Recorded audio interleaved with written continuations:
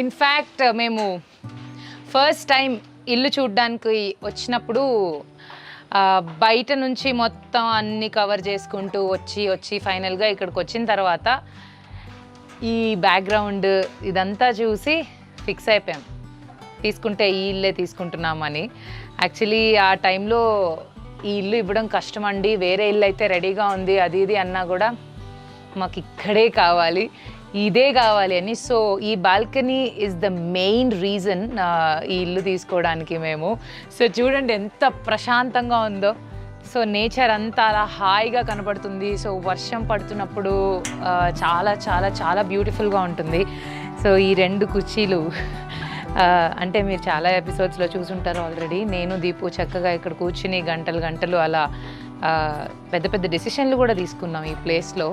and ఇక్కడ చెట్ల విషయానికి వస్తే